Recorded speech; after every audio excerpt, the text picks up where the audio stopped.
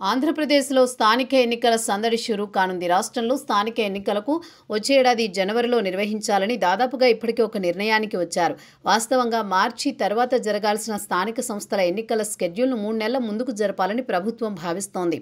దీంతో ఇందుకు సంబంధించిన సన్నాహాలను రాష్ట్ర ఎన్నికల కమిషనర్ నీలం సహానీ ప్రారంభించేశారు. ఈ మేరకు సిబ్బంది డిసెంబర్లోగా ఓటర్ల జాబితా, పోలింగ్ బూత్ల నిర్ణయం వంటివన్నీ పూర్తి చేయాలని ఆదేశాలు జారీ చేశారు. స్థానిక ఎన్నికలను షెడ్యూల్ కంటే 3 నెలల ముందుగానే నిర్వహించేందుకు ఎన్నికల సంఘానికి అవకాశం, అధికారం ఉంది.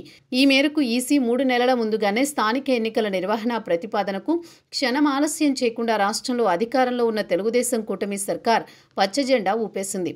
ఇటీవల జరిగిన పులివెందుల, ఒంటిమిట్ట జెడ్పీటీసీ ఎన్నికల్లో వైసీపీ అడ్డాలోని ఆ పార్టీని మట్టి కరిపించిన ఉత్సాహంతో ఉన్న తెలుగుదేశం కూటమి సర్కార్ 3 నెలల ముందు స్థానిక ఎన్నికలకు వెళ్లేందుకు ఇసుమంతైనా వెనుకాడడం లేదు.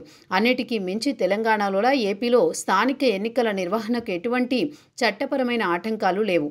గతంలో 2014 అసెంబ్లీ ఎన్నికలకు ముందే స్థానిక ఎన్నికలు జరిగాయి. ఇప్పుడు ఏడాదిన్నర తర్వాత జరుగుతున్నాయి. ముందుగా పంచాయతీ, పరిషత్ ఎన్నికలు, ఆ తర్వాత మున్సిపల్ ఎన్నికలను నిర్వహించాలని రాష్ట్ర ఎన్నికల సంఘం భావిస్తోంది.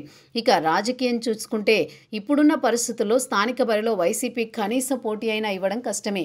అసలు పోటీకే దిగదని కూడా రాజకీయ పరిశీలకులు అంచనా వేస్తున్నారు. పోటీ చేసి ఓటమి పాలవ్వడం కంటే బహిష్కరించి అధికార కూటమి ప్రభుత్వంపై అధికార దుర్వినియోగం అంటూ అభాండాలు వేయడానికి వైసీపీ మొగ్గు చూపే అవకాశం ఉందని అంటున్నారు.